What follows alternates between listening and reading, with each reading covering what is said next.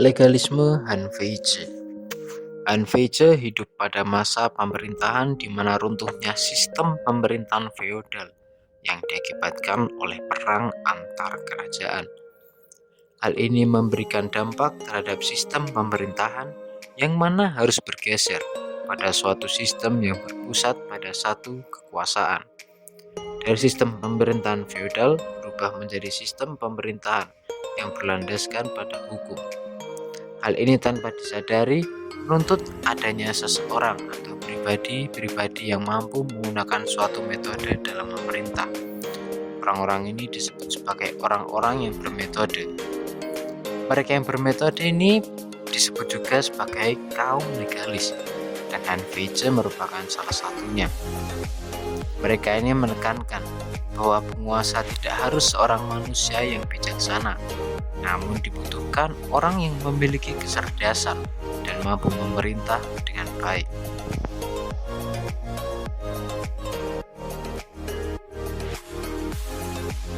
Hanfeige dalam pemikirannya dilatar belakangi oleh 3 tokoh pendahulu. 3 tokoh ini juga merupakan seorang legalis juga. Mereka ini adalah Sangyang, Sentao, dan Senpuhai. Pertama ialah Sangyang. Sangyang ini hidup pada tahun 390 sampai 338 sebelum Masehi. Ia memberikan fokus pemikirannya pada hukum. Gagasan legalismenya ini dipakai oleh dinasti Qin yang mana memperoleh masa puncak kejayaannya dalam penyatuan seluruh Cina di bawah Qin Shi Huang. Ia melancarkan misi pemikirannya di dalam buku yang berjudul Buku Hukum atau Fa Jing. Ia menambahkan bahwa adanya kesamaan hak antara aristokrat dan rakyat biasa. Akibatnya, sentralisasi pemerintahan digunakan pada saat itu dan standarisasi sistem pengolahan dan pembagian tanah. Yang kedua ialah Sentao. Ia hidup pada tahun 350 sampai 275 sebelum Masehi. Sentao ini memberikan penekanan pada kekuasaan. Hal yang dimaksud ialah kemampuan memberikan paksaan untuk patuh. Tujuannya ialah agar tercipta sebuah ketertiban dalam masyarakat, sehingga masyarakat terhindar dari perkelahian dan mampu mengatur otoritas politik, sehingga menuntut mereka untuk tetap berpegang pada Shi.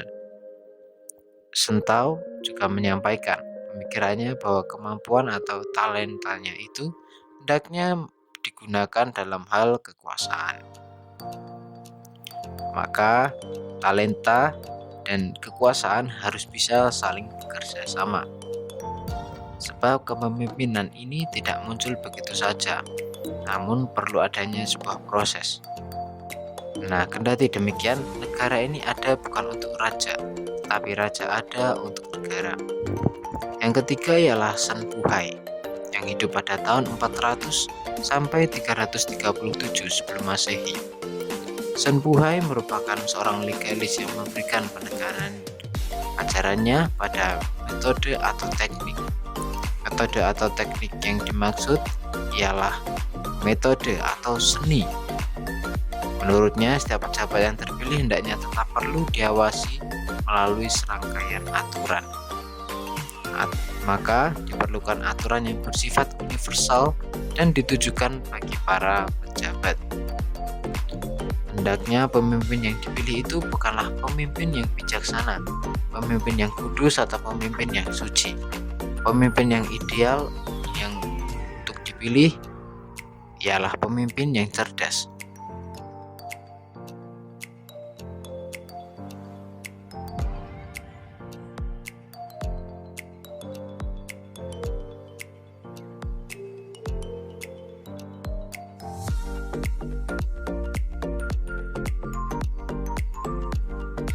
Pemikiran legalisme Han Feizhi.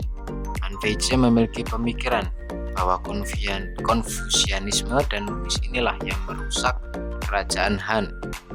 Ia juga berpendapat bahwa hal yang tidak dibutuhkan hendaknya tidak perlu dipakai. Yang menjadi fokus ialah hal yang dibutuhkan dan yang harus dilakukan pada saat itu. Dan tulisan buku Han Feizhi yang terkenal ialah Lima Kutu yang berisi kecaman terhadap penguasa masa itu. Maka secara tidak langsung Han Feizhi memiliki pemikiran adanya kesederajatan, adanya persamaan hak dalam sebuah masyarakat. Lalu ia juga menjelaskan bahwa menganut legalisme telah sampai pada pemahaman tentang peradaban manusia yang berkembang, maka terus berubah. Perkembangan zaman itu terus berubah, selalu mengikuti zaman. Di samping itu,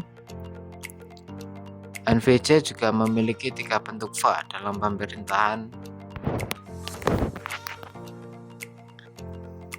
3 bentuk pemerintahan menurut dia.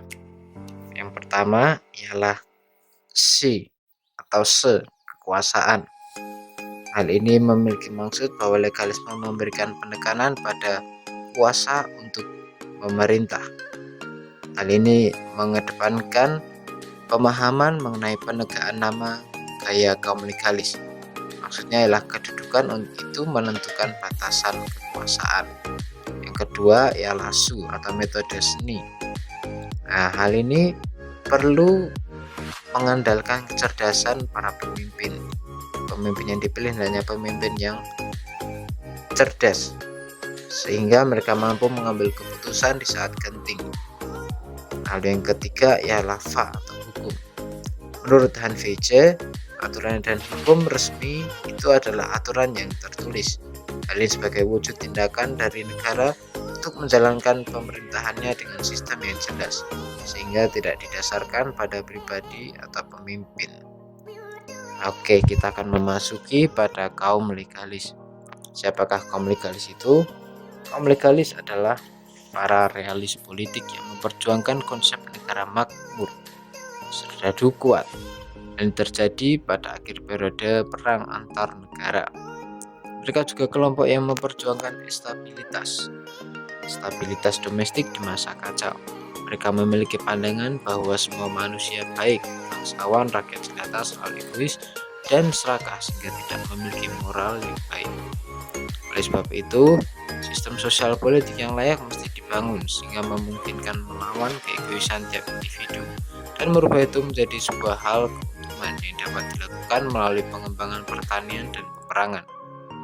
Selain itu, dibutuhkan administrasi yang tepat.